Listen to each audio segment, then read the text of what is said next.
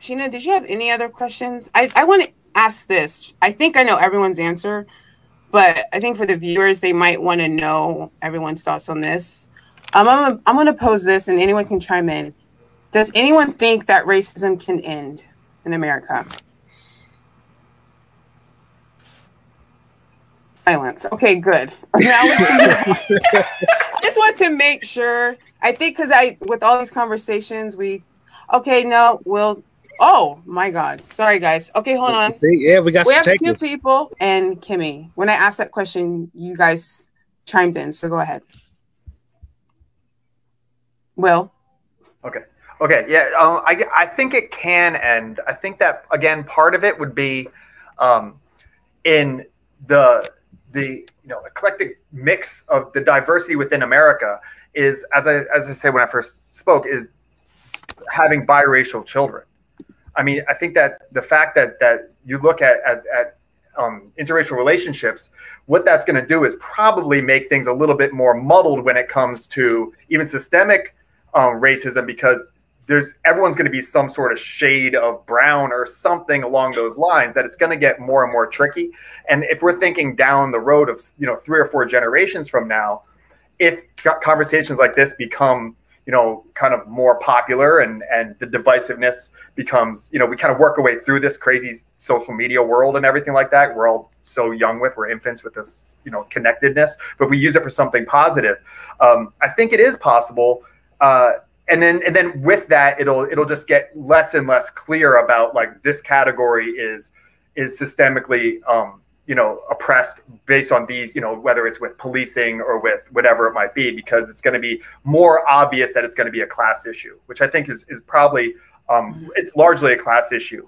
I think is also a part of it. I think that's going to get expanded more. It's going to be more of a focus. Like, clearly it's more of a class issue now when, in 3 or 4 generations, the amount of biracial individuals is going to be a lot more than it is today, I would say. So that's why I tend to lean in towards that we're going to be able to be a lot less, if not completely getting rid of racism. It's going to be a lot more complex to be racist, because there's so much, weird shades out there, if that makes sense. Mm. To chime in on that, I honestly still think that we do need to have a healthy sense of a geographical grouping that has a certain immutable characteristic. For example, I'm from Uganda, I'm from Kampala. There are certain things in that combination that make up my physiognomy, that make up what I look like, that make up my ethnic appearance. And I think we can't know what the future will hold, but I think as long as groups tend to live in a particular area for a long amount of time, there are going to be certain characteristics that come from that. Now, we're more global these days, and like Will said, we're going to mix and mesh, but I don't think the point of which someone will never show partiality based on immutable characteristics will never come. I don't think it will ever come, rather. Because it's always a heart issue of, I'm unable to judge a person based on their history, their life. I don't know them. I'm going to immediately snap to the patterns of what I see or what I notice within media representation, so on and so forth. My thing is, it's a matter of humanity and the human heart and human identity, and that we are all sort of broken and partial. And so to say that even as we kind of get more like mocha latte in the future, like, I do think we will still have certain differences, just because it's going to take a while. And so to sort of deny those in the meantime, it might be tricky. And I think having that as a goal might kind of put everyone back in a sort of We by Yevgeny Zamyatin type world where we're all kind of in denial of objective reality.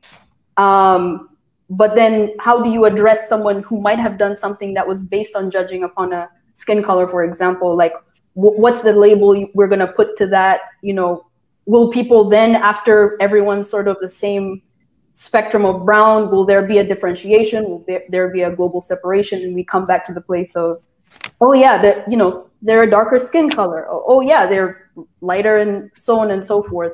So I don't think racism can just like naturally come to an end. I do think we do need to build racial resilience where racism isn't given so much power, where someone, you know, calls you a name, or they say that you'll never be anything because you come from this group. I think we need to laugh at that, but not necessarily eliminate it, because the objective spectrum of color, I don't think that will ever go away. Sam, did you have something? I can't hear you, Sam. Hello? Yeah, you're good. I'm sorry for that. I muted myself. Oh, no worries. Wasn't me. If you say so. I'm just kidding. No, so I think depending on, I have two responses to that because of two different definitions of racism that Dr. Sheena mentioned, for example, which is helpful for us to address.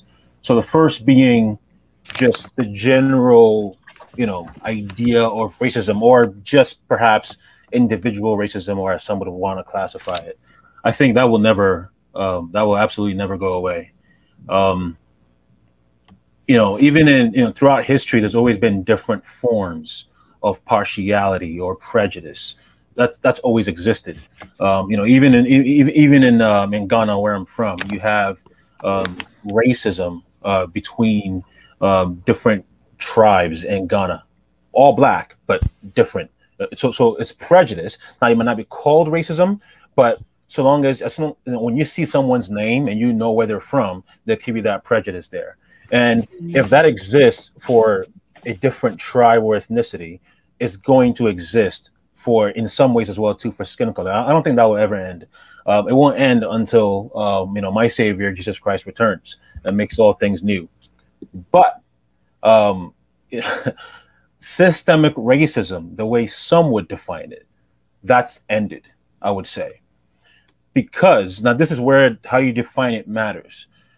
If you define systemic racism based on things like disparities, then I think that's an unhelpful ways of mentioning it, because throughout world history, there've always been disparities. There isn't a single world where there aren't disparities.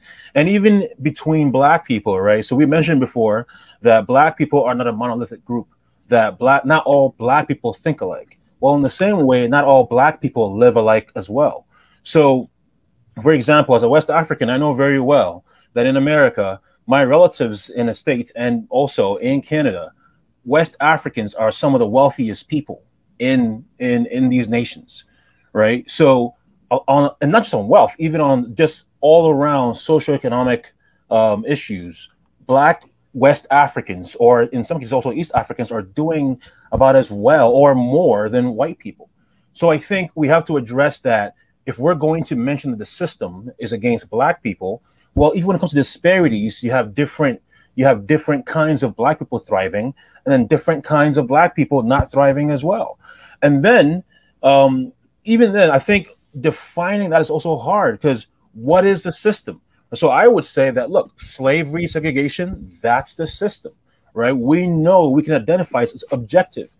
But it seems to me the general understanding, I would say in many ways, the critical race theory and understanding of systemic racism is wholly dependent on subjective views, and then things like disparities, which there are so many factors that fall into that.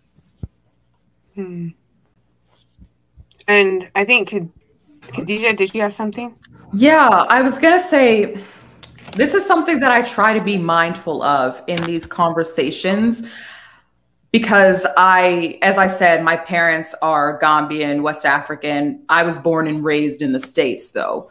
And so something that I've always tried to keep like a double awareness of is the fact that there is a difference in the way, even, and I know some of y'all will know about this, how Africans in America will see Black Americans. Like that's a whole nother conversation to have. Like even stuff that not my parents, but sometimes my parents will say, I'll be like, you know, but I think the thing that we have to be aware of is, just because, let's say, Black Africans will do well in America does not mean that Black Americans are doing well in America.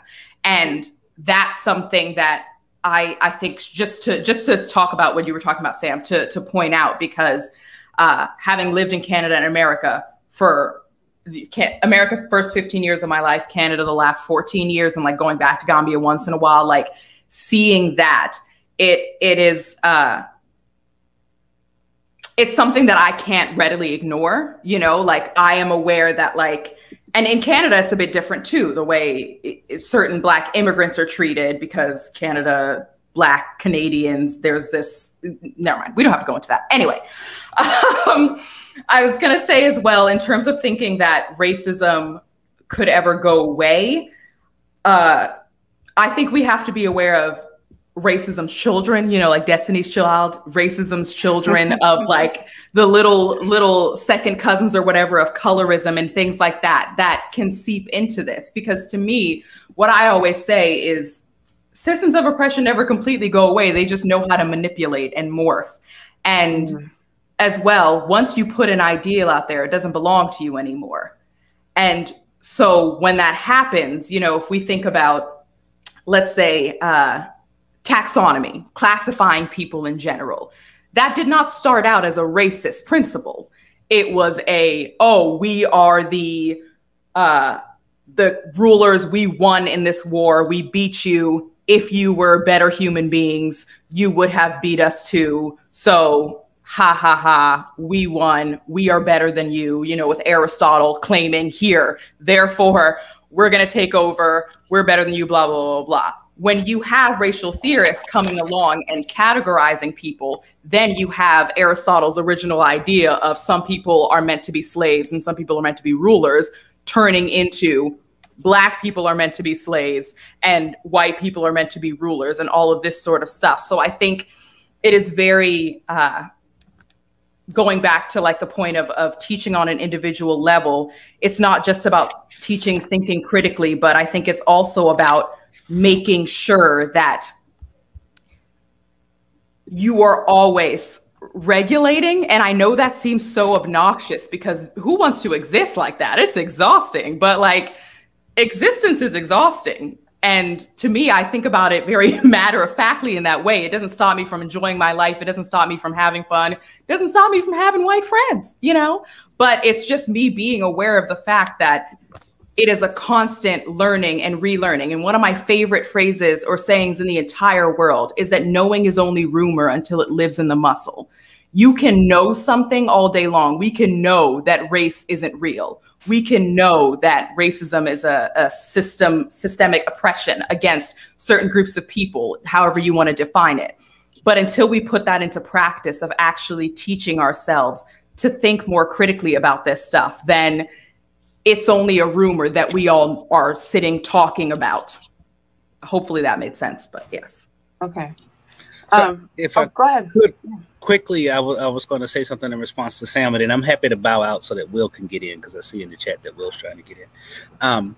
Yeah, so look, I would just say in response, if it were the case that the same proportions of Black, brown, and indigenous Americans lived in poverty in the United States as white Americans, the point would be well taken. If it was the case that the maternal mortality rate was the same for Black women as it is for white women or other women of means, the argument would be off the table, right? But I think an important thing to say is that what we deal with oftentimes in the context of the United States is not disparity, but racial disparity, where the racial adjective is important, right? That is, we deal with disparities that one can track along racialized populations, right? That are not equally distributed throughout the population as a whole.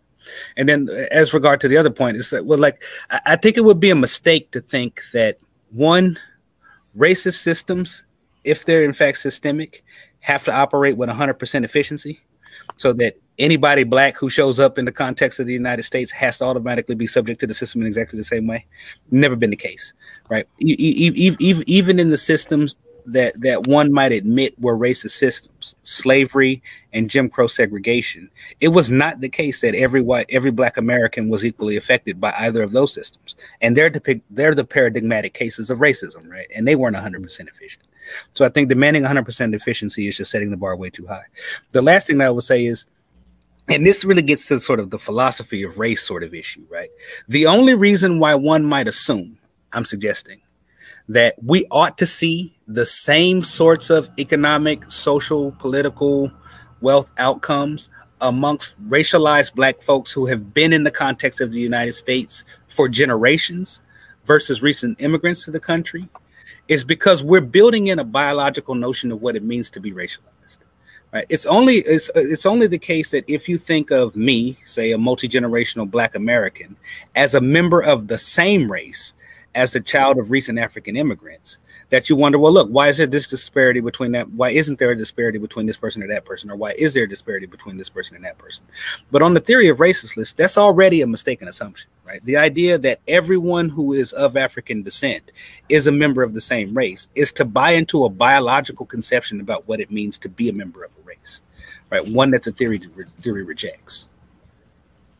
Yeah, I think I appreciate the point, and it's a great point. The point about how you know, that if I were to agree that there was systemic racism, it would, of course, just as it was throughout slavery and segregation, you would still have Black people thriving within that. That's a fantastic point. I appreciate that a lot. I think, nevertheless, at the heart of it is still see, the issue is with the abolitionists and the civil rights movement.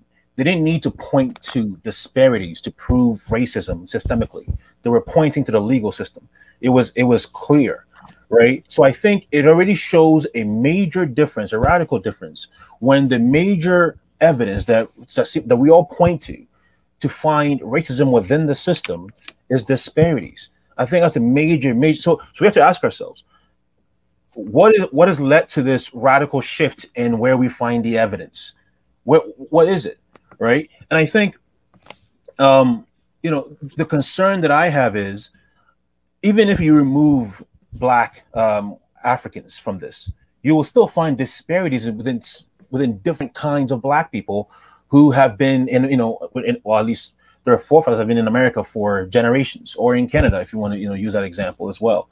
You will find differences. So if we cannot point to a law within the system, if we cannot point to policies within the system, then we're always going to be subject to defining racism. No matter what we try to do for progress, we'll always point to, well, even though we've achieved all these things, or we try to pursue all these things or these policies, because of the consequences of such, they are therefore evidence of this system being racist. So, for example, you have in America, in the Great Society, the War on Poverty, which has been proven historically, ended up actually, though it was aimed as a form of reparations for Black people, ended up making things worse in many cases. So you actually now have disparities within Black Americans and white Americans being worse than it was before the Great Society. So does that mean then that those policies and everything since then have been racist? If we tie racism to disparities, we don't have any other option but to say that. And I think that's the concern that we have here. So if someone can point to a particular law or policy within the system, then I think it'd be helpful in proving racism. But other than that, we're only subject to trying to find evidence on disparities that I think, again, are also very subjective. Yeah, I mean, point well taken, right? But I mean, that's to suggest that only the most vicious forms of racism are going to be the ones that one is able to recognize or willing to recognize, right? So I would also say this, right? A careful read of King's letter from a Birmingham jail might yield the following, right? So one thing that he's decrying, of course, is the existence of straightforward statutes that sanction legal segregation. But King is careful to say in that letter that some laws are unjust on their face and other laws are unjust in their application, right? Which seems to open the door for the idea that a law needn't be in the way that the statute is written overtly racist to have racist effect, right? And if the effect of the implementation of a law or the practice of social policy is that folks who look like me, more often than not, have to send their children to schools where the roof is falling down and they got one textbook to 10 kids, but folks who don't look like me send their kids to very different schools, even when we control for education level, income level, and all of these other factors, right? That is if the disparity at the end of the day is so glaringly racial and not attributable to other social factors, right? I just wonder about the impetus to then deny that, well, what we have here is some form of racism that may even have systematic effect. Yeah. Where at least someone from my position is willing to admit and wants to wholly embrace the idea that, and yeah, this particular system is a whole lot harder to detect than past systems were. And I appreciate that. Sorry, I don't mean to own this at all, but I think I need to reply to that. I appreciate that. But if it's harder to detect, then how do we detect it, right? If we go back on just disparities, again, there's several factors that play into that, right? So I'm completely willing to agree. I know I'm very much with you that so many policies have ended up disproportionately hurting Black Americans. Absolutely agree with that. But there's a difference between bad policies and racist policies, right? I think that's a major thing that we need to consider. You can have, look, there can be, this is maybe a bad example, but just coming to mind right now. If I learn that it just happens to be that there is a serial killer out there and he's just killed, 5 Black people, I could think, okay, there is a racist serial killer out there. But it could be that this serial killer just happened to be in a neighborhood where there were Black people there, right? Now, all that really matters is it's harming and affecting Black people. Nevertheless, when we put the word racist there, we can, instead of addressing the real issue, the bad policies, we can then focus on the racism aspects, which leads to things either being ignored or being worsened. And I think that's the concern that I have here. Sorry, go ahead. No, I was just going to say, to counter that, I think, and please correct me if I'm misinterpreting anyone or anything like that, when you think about things that are politicized, right? Like the act of, let's say, getting an abortion, the act in itself is not a political act, but we make things political because of our relationship to them. So to me, I think it is very, I understand what you're trying to say of harping on the racism aspect of things can, and again, correct me if I'm wrong, harping on the racism aspect of things can deter us from the basic foundation of, no, this act in itself was wrong. Like, why aren't we talking about the fact that the example you use, this serial killer killed people in general, and that is wrong. Somebody killing other people is just wrong. Why can't we just talk about that? But I think what it does is it denies to other people that are experiencing that racism what it is that they're experiencing, and talking like maybe on a psychological level to deny someone of that. I know people throw around the word gaslighting a lot nowadays, like a little too much in my opinion. But when there's a power in naming things and addressing them, there's something powerful about saying, wait a minute, my boss is, he's not really nice to me, and I don't understand why. My boss is a white man. He's not nice to me. I don't understand why. He's nice to the Black man that works with me. He's nice to the white woman. So I can't say that he's racist, and I can't say that he is sexist because he seems to be nice to those people. But me as a Black woman, for some reason, there's something wrong here, and I don't know what it is. And so to have the term misogynoir, a misogyny against Black women that is specific to the way that I look, and therefore that is why this person feels this way about me, is something that is powerful to have, to know how I can then combat that. Do you know what I mean? Yeah, I follow you. But even in your example, you're describing a character.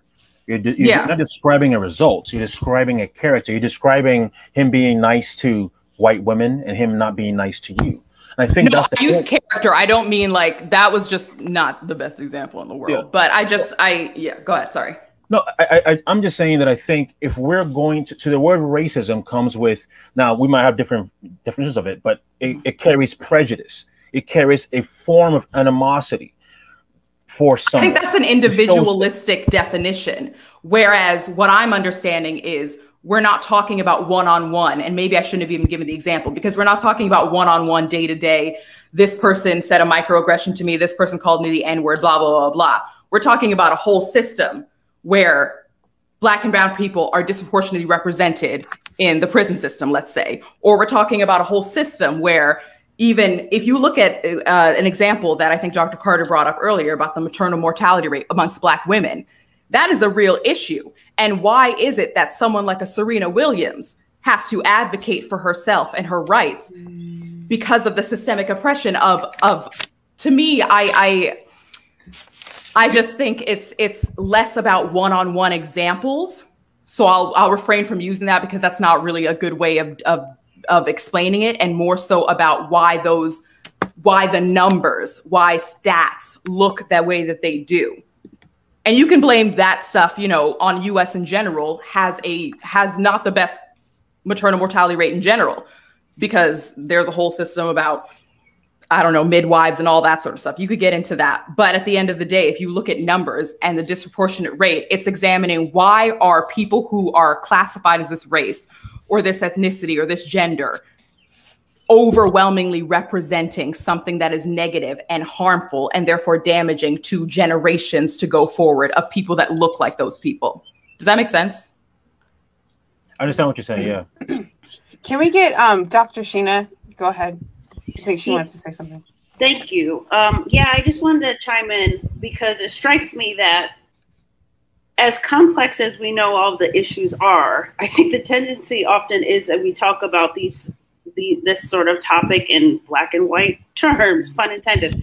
And so it strikes me that there is somewhere in the middle space, the gray space, like somewhere in between the playing fields that we're identifying between the idea that Sam is expressing, which I take to mean to be pretty similar to something I was saying earlier, this need to be more astute in naming and identifying and calling something racist, right?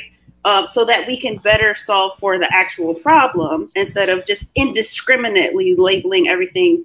And Sam, I might be misinterpreting you, but maybe I'm just projecting my own ideas onto you, but based on what I'm hearing. But I think that there's something to be said about not indiscriminately labeling everything, racist. But I think that there's also something to be said about, for what it's worth, like removing the stigma about what it is to be racist, right? What does it mean for systemic racism to exist, and yada yada yada. I think that there's this like stigma that's attached to it, wrongly or rightly so, is a discussion for another day. That I, in my own work to help people like navigate and lessen to a certain extent, because do I impose my own sort of morality and like moral beliefs and values onto people or systems who are identified as racist? Sure. At the same time, I also recognize how this doesn't come out of thin air. Like it really, part of the problem is the fact that it is institutionalized, it is systemic, whether we want to identify it as being such or not is a different conversation, but like it is. And so part of the fact that it's institutionalized is the fact that then real human beings operate in those systems, right? Real human beings are impacted by those systems. Real human beings are taught to operate within those systems and all of that. And so it's this like really nefarious and vicious cycle. And I think that it doesn't actually help to indiscriminately label everything or everyone or every instance as racist. Like Brittany and I use the example of Sha'Carri Richardson and how that played out. We used that example in our last talk, and we were talking about like how it doesn't really do anything to like just label everything indiscriminately as a product of racism. But also to Dr. Carter and to Khadijah's points is like systemic racism does exist, and maybe it's the case that you're not compelled by the evidence, Sam, yet. But I would point to the not necessarily the disparities as my primary source of evidence. More so, it's how the discourse of race plays out in society, which is really my evidence for the systemic problem. And because I see race as operating nefariously as Dr. Carter does, I identify race as racism, racism as race, yada, yada, yada. And so to me, it's like kind of one and the same. And so very well-intentioned people, not these like evil minions, these devils running around having like racist ideas and stuff, that to me is not indicative of like race and racism. And because I want to say too, like I do extensive work in the Mississippi Delta, and the problems that exist and persist there are definitely at the core of it. It's systemic racism that like leads to the kinds of schools that Dr. Carter was talking about. It's systemic racism that helps those schools still continue to exist in the really abominable ways that they do. And that ultimately that does lead to disparities in outcome. And that's like, to me, we could look at the statistics, we could actually be in the spaces and witness it and feel it. And I don't know, I would be hard pressed, as careful as I am in how I think about these things, how I talk about these things, and how I'm as careful as I am to also always be expanding my views of these things. I would be hard pressed to not identify racism as systemic, and that's just what it is. But that being said, I also value and work to exercise the same amount of caution that you're expressing. And so hopefully I've tried to play in like the middle ground, which I see as being there. I don't think it has to be an either or. Yeah. I think it can be both. I think the problems you're expressing, Sam, are accurate and valid, right? And the concerns you're expressing are accurate and valid. And we would do better to think really deeply about that and evaluate our own identification of what is racism and what isn't. And at the same time, my knowledge is also telling me that racism is systemic. And I appreciate a lot of what you said. Again, not to own this, I don't want to be talking too much, but just as a quick point to this, maybe a final point from me on that issue, is that the same way that we want to be precise in our wording when we say colorblind ideology, and how we say when people say colorblind, they don't really mean that they're blind, from seeing color. In the same way, I want us to be very precise in using the right words on these issues. That racism has a definition. It has a historic definition, and it carries the word prejudice. Now, I know that's for many people that's changed, and I think that's a problem. Nevertheless, that if racism means prejudice, then the evidence for racism should always be based on identifying prejudice within the system. And I think with disparities, once you move on from there, then you've seen perhaps a systemic issue, but you've not yet proven a racial issue. And I think that's my concern, because if we move away from that, then you could have, as a lot of men say, that society is systemically sexist against men, where you see a lot of disparity. For example, 90% of people in jail are men. 90% of murder is against men. So you see so many of these things. So if we tie a lot of this stuff to disparities, we then can't prove anything. Then anyone can make any claim they want. And I think that's the concern. I appreciate much of what you guys are saying, but I still have not seen any evidence of racial of racism within the system. I've seen systemic issues. We all can agree with that. I've just not yet seen a racial basis for that very the problems that we're addressing right now.